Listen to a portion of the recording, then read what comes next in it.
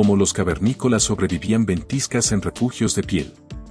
Tu casa te mataría en una ventisca si estuvieras en la estepa helada de la edad de piedra.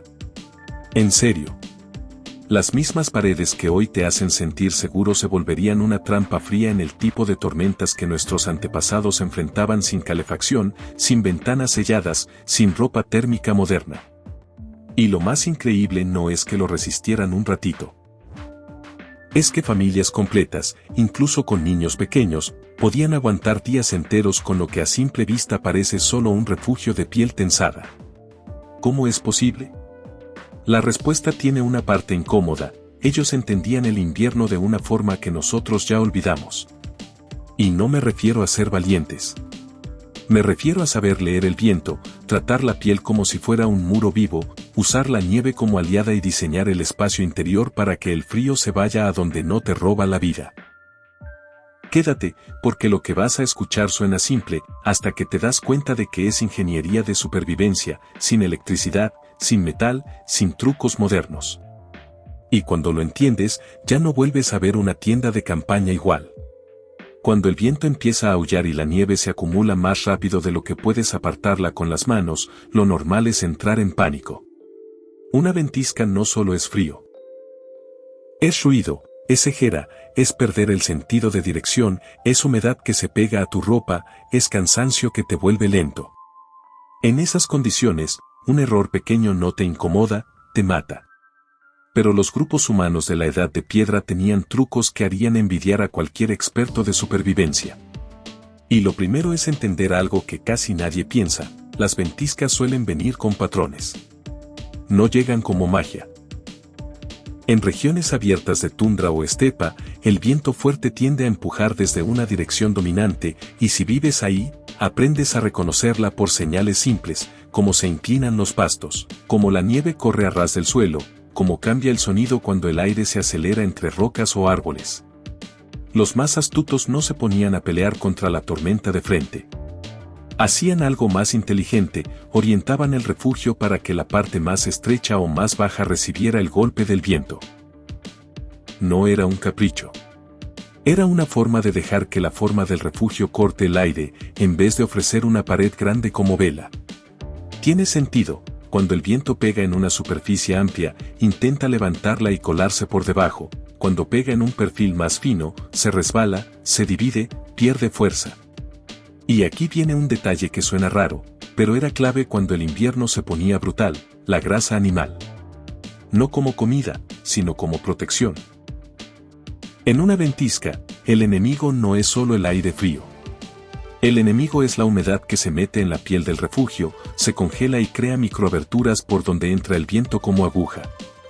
Entonces, cuando la tormenta venía fuerte, muchos grupos trataban la cubierta de piel con grasa derretida o ablandada. La frotaban en las zonas más expuestas, en costuras, en uniones, en el borde inferior donde el viento busca levantar. Suena desagradable, pero era efectivo.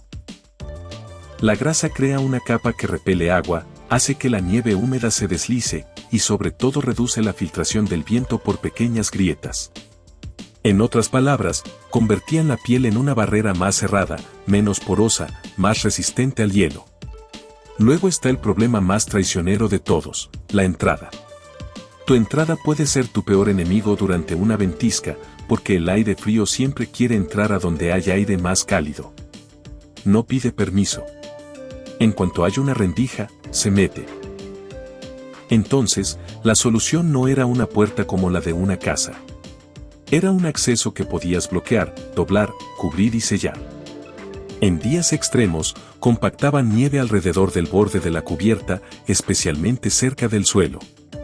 Y aquí va la parte que parece imposible si nunca lo pensaste: la nieve, usada bien, puede ser un gran aislante. No porque sea caliente, sino porque atrapa aire. Y el aire quieto es lo que frena el frío. Una capa de nieve apretada alrededor del borde actúa como cortaviento, evita que el aire se meta por abajo y, además, fija la estructura al suelo como si la amarraras con el propio invierno. Dentro del refugio, el truco continuaba. En vez de dejar el piso plano y esperar milagros, cavaban pequeñas hondonadas o fosas poco profundas en zonas específicas. No para esconderse, sino por una razón muy simple: el aire frío se va hacia abajo. Es más pesado. Entonces, si haces una zona más baja, el aire frío tiende a quedarse ahí, como si fuera un pozo de frío. Mientras tanto, la parte donde la gente se sienta y duerme se mantiene un poco más arriba, en el aire relativamente más templado. No era magia. Era diseño de espacio. Y aquí viene una jugada mental que casi nadie imagina: el ruido de la ventisca también servía como camuflaje. En plena tormenta, todo suena: ramas golpeando, piel vibrando, nieve raspando. Ese caos sonoro puede ser aterrador. Pero también cubre tus movimientos. Si un depredador o un grupo rival está cerca, la tormenta le roba oído y vista. Los pasos se esconden. Las voces se pierden. El campamento se vuelve una sombra en un mundo blanco. La tormenta que podía matarte también podía volverse tu escudo invisible. Pero aquí está lo raro de sobrevivir en un refugio de piel durante el invierno de la Edad de Piedra: el refugio en sí era solo una parte de la ecuación. La verdadera diferencia estaba en cómo se diseñaba desde el principio. Cada ángulo, cada elección de material, cada detalle pequeño era una decisión de supervivencia. No era casa bonita. Era casa que no te mata. La forma del refugio no se escogía al azar. Muchos refugios de piel eran bajos, redondeados o con forma de cono suave, como una espalda encorvada frente al viento. ¿Por qué? Porque la nieve, cuando cae sobre una superficie plana, se acumula y aplasta. En cambio, si le das inclinación, la nieve se desliza o al menos no forma un bloque pesado en el centro. Y con el viento pasa algo parecido: en una forma curva, el aire se desvía, se rompe, pierde la capacidad de meterse con violencia. Si alguna vez viste cómo el viento golpea una roca redondeada y se divide, ya entendiste el principio. Luego está el tema de respirar y sobrevivir por dentro. Dentro de un refugio sellado, el fuego calienta, sí, pero también genera humo. Y el humo no es solo molesto: puede enfermarte, marearte, hacerte dormir demasiado profundo, quitarte aire. Entonces, los refugios mejor pensados no eran cerrados por completo. Tenían una salida superior o una abertura controlada que dejaba escapar humo sin regalar todo el calor. No era un hueco gigante. Era una abertura que se ajustaba según el viento. Si la abrías demasiado, se iba el calor. Si la cerrabas de más, el humo se acumulaba. La gente aprendió a leer eso con la práctica. Cómo cambia el olor, cómo se siente el aire en la cara, cómo se comporta la llama, cómo se pega el humo al techo cuando falta salida. Y aquí entra otra idea simple que se siente como truco: el calor sube. Pero en un refugio con paredes inclinadas, ese calor no se queda pegado arriba como en una caja. Se mueve, rueda, circula. Subiendo por el centro y bajando más templado hacia los lados, creando una especie de movimiento interno que reparte un poco mejor la temperatura antes de que el aire salga por la abertura. Eso, en una noche de ventisca, es la diferencia entre sobrevivir y pasarla con sufrimiento. Otro punto clave era la movilidad. En el invierno de la Edad de Piedra, a veces no ganas quedándote. A veces ganas moviéndote. Si una tormenta dura días, si el viento cambia dirección, si la nieve empieza a tapar tu entrada, si el lugar donde estás se vuelve una trampa, necesitas poder desmontar y reubicar. Un refugio de piel sobre estructura de madera, ramas, hueso o palos puede desmontarse más rápido que una estructura pesada. No digo en minutos mágicos, digo, en un tiempo que todavía te permite vivir. Y cuando vives en un mundo donde el clima puede cambiar de humor en una tarde, esa movilidad es una forma de seguridad. Pero el secreto que convierte una piel sobre palos en un refugio serio es este: doble capa. No una piel y ya. 2 capas, con aire entre ellas. Ese aire atrapado es oro.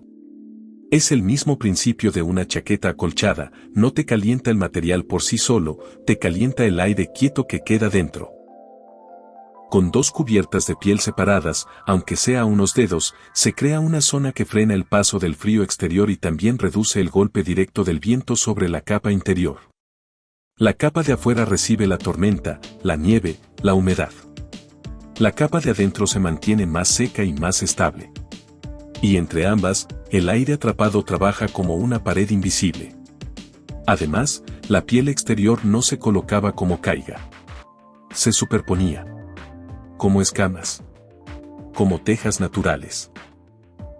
Si tienes uniones rectas con huecos, el agua se cuela.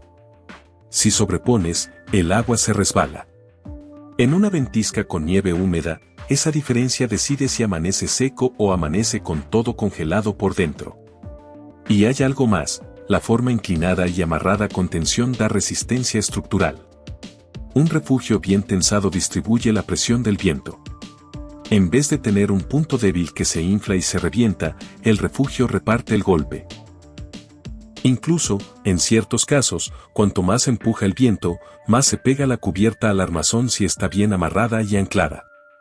Sí, suena raro, pero es real, la presión puede estabilizar si el diseño es correcto. Ahora, hasta aquí suena como ya con eso sobrevives. Pero no. Porque aunque el refugio esté bien colocado, el viento siempre busca el error. Una costura mal hecha, un borde levantado, un hueco del tamaño de un dedo, y el aire se mete, gira, enfría y te roba el calor sin que lo notes. Y aquí entra la verdadera genialidad, construir muros dentro de muros. El truco más importante no era solo más piel. Era un forro interno colgado a cierta altura, creando una bolsa de aire. Imagina una segunda piel por dentro, no pegada a la exterior, sino separada. Eso crea un pasillo de aire entre la tormenta y tu vida. El aire caliente tiende a quedarse en la zona donde estás, y el aire frío se queda atrapado más cerca de la pared exterior, sin tocarte directamente. ¿Te suena moderno? Lo hacemos hoy con doble vidrio, con aislamiento en paredes, con cámaras de aire. Ellos lo hacían con piel, fibra y espacio. Y la nieve volvía a aparecer como aliada. En lugar de verla como enemiga, algunos grupos apilaban nieve alrededor de la base del refugio a propósito. No es enterrarlo. Es hacer un borde aislante que corta el viento rasante, ese viento traicionero que se mete por abajo y te congela los pies primero. Con nieve compacta, creas un muro bajo que frena el aire y también sella el borde de la cubierta al suelo. Luego venía el relleno. Y esto es de lo más subestimado. El frío entra por huecos. Entonces, cualquier cosa que puedas meter en grietas sirve. Hierba seca, musgo, fibras, paja, hojas secas, agujas de pino, incluso tiras de piel vieja que ya no sirven para ropa. Todo eso se usa para tapar uniones, para rellenar rendijas, para bloquear entradas de aire. No era por comodidad. Era porque un pequeño chorro de aire frío en la espalda, durante horas, te baja la temperatura y te deja sin energía. Y sin energía, en invierno, se acaba todo. En los campamentos más duros, se hacía algo todavía más intenso, crear un refugio dentro del refugio. No una casa aparte, sino una cortina interna que rodea la zona de dormir y el fuego, dejando el resto como espacio frío o de tránsito. Es como decir, no intento calentar todo el interior, solo caliento la burbuja donde vivimos. Eso reduce el volumen de aire que hay que calentar, y en una ventisca, ese detalle es enorme. Y cuando el invierno se ponía en modo no perdona, aparecían cortavientos externos. No siempre eran muros altos, a veces bastaba con una barrera de ramas, piedras, nieve compacta y tierra. Pero en condiciones extremas, sí podían levantar barreras considerables, paredes bajas y gruesas que rompen el viento antes de que llegue a la piel. La idea es simple. Si el viento pierde fuerza antes de tocar tu refugio dura más y se enfría menos.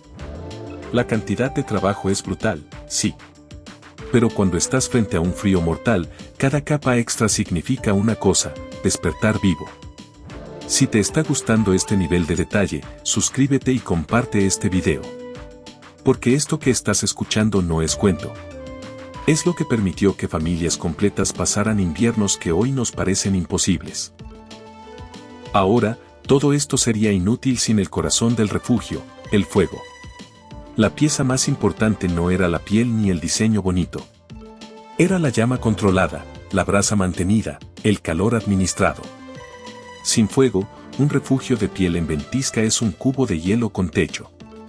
Pero aquí viene lo interesante, no se trataba de aventar leña y rezar. El fuego se colocaba en el centro por una razón, el calor se reparte hacia todos lados. En el centro, el calor llega a cada zona de forma más pareja.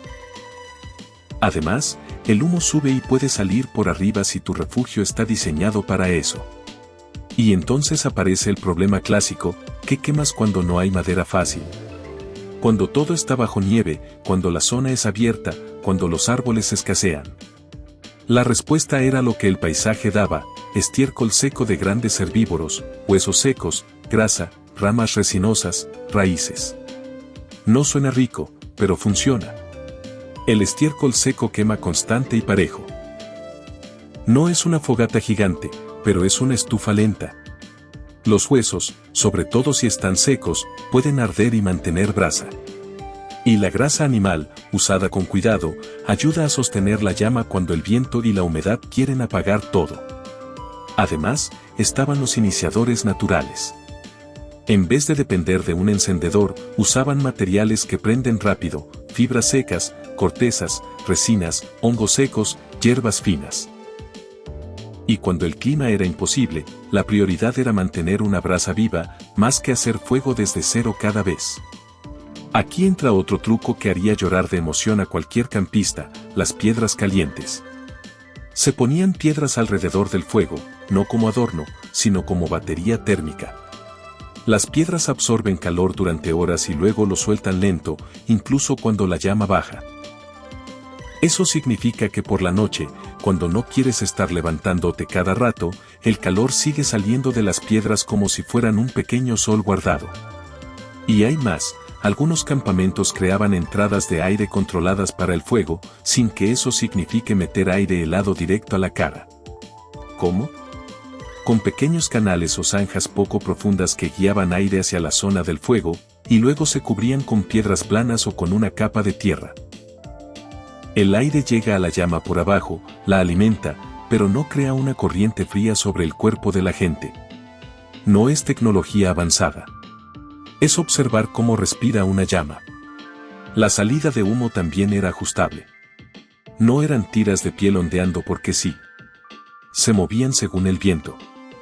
Si el viento soplaba fuerte de un lado, se orientaba la abertura para que el humo se vaya rápido sin empujar el frío adentro.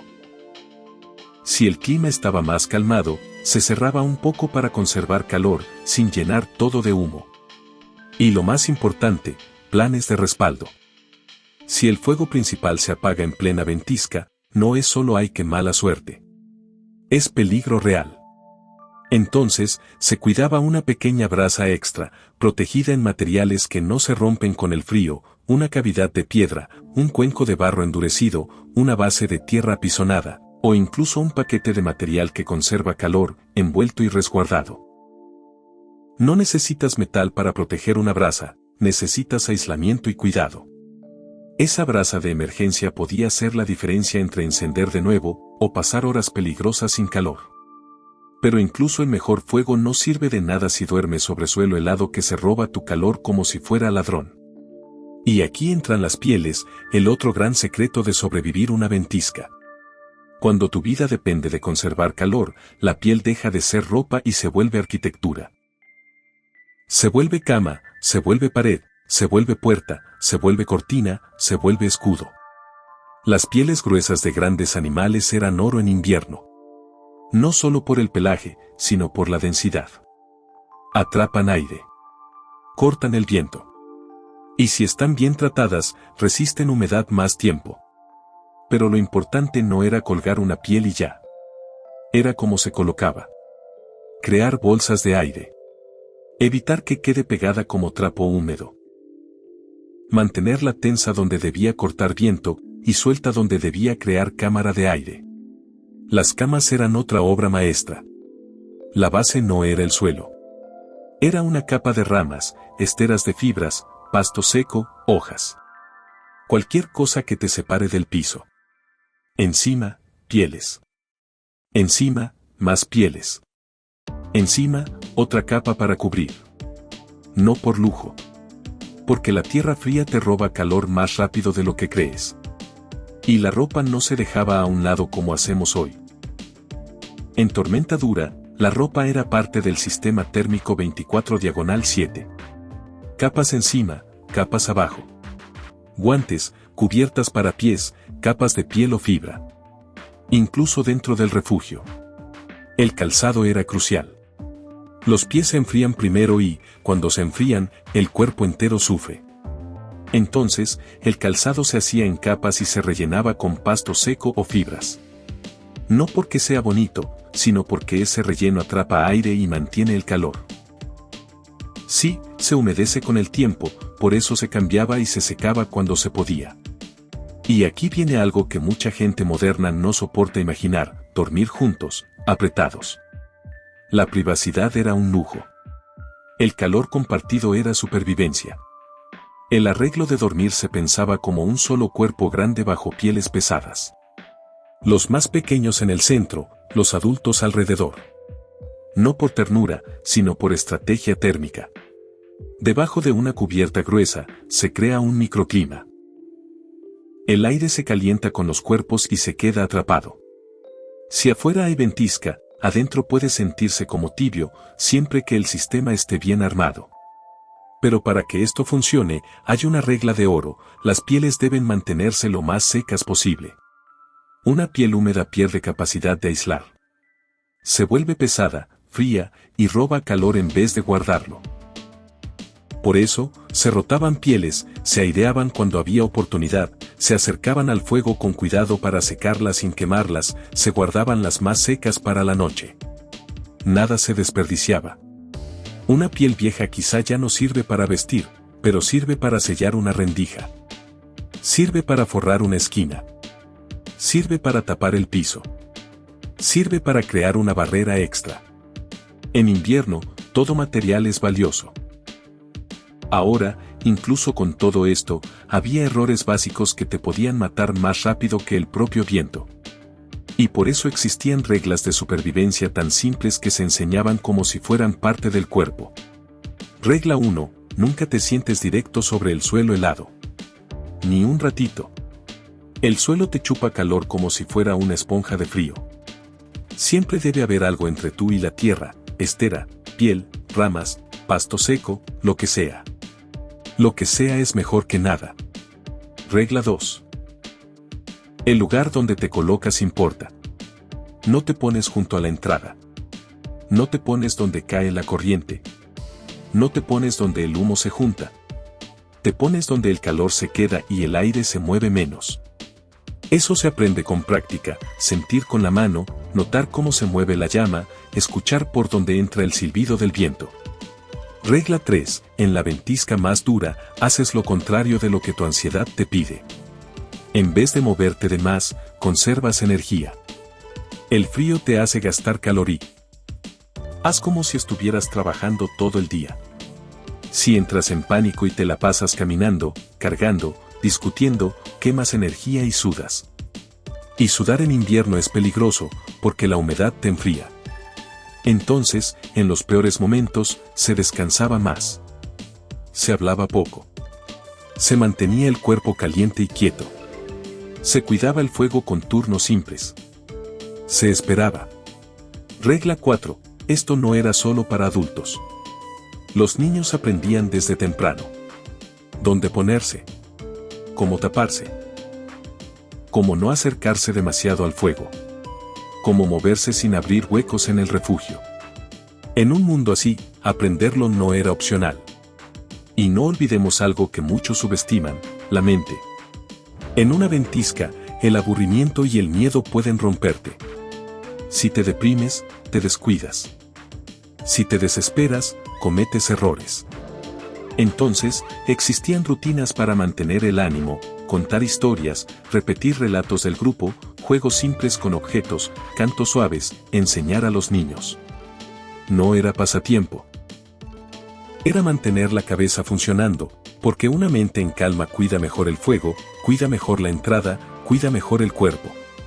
Y aquí hay una verdad extraña: los inviernos más duros también fortalecían al grupo. La cooperación se volvía natural. El ego se apagaba. Todos entendían que, si falla uno, el frío no perdona a nadie. Pero hablemos de lo que nadie quiere pensar cuando estás en un refugio cálido y afuera hay tormenta. El invierno también es temporada de caza para los depredadores. En la Edad de Piedra, un refugio con calor y olor a comida puede convertirse en un foco. Lobos, hienas, grandes felinos, animales hambrientos, todos buscan oportunidades. Y una ventisca puede acercarlos, porque la tormenta reduce su visión y los obliga a moverse por instinto y olfato.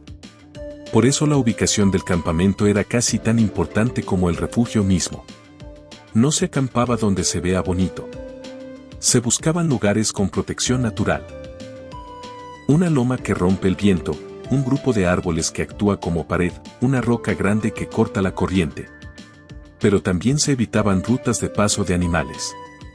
Senderos marcados, lugares donde se acumulan huellas, entradas a valles donde los depredadores patrullan. Tiene sentido, si tú eliges un punto por comodidad, el depredador lo elige por costumbre. Además, el campamento no se organizaba al azar. En inviernos duros, lo más vulnerable se quedaba más al centro, niños, ancianos, heridos. La periferia la ocupaban los refugios de los más fuertes o los más atentos. No por jerarquía, sino por seguridad. Así, cualquier cosa que se acerque se detecta antes de llegar al corazón del grupo. Y la nieve volvía a jugar a favor. Se levantaban montículos o barreras en patrones que obligaban a un animal a acercarse por zonas específicas, más abiertas, más visibles. No era un laberinto perfecto, pero sí una forma de decir, si vienes, te veo. Las provisiones también se protegían. Porque perder alimento en invierno no es un problema. Es sentencia.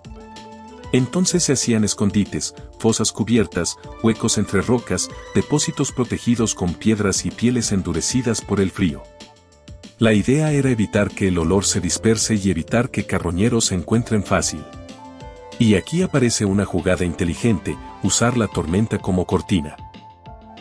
En los momentos en que la ventisca estaba en su punto más ruidoso, y los depredadores tendían a aguantar en refugios, el grupo podía mover cosas valiosas, cambiar ubicación, reforzar barreras, sin delatarse tanto.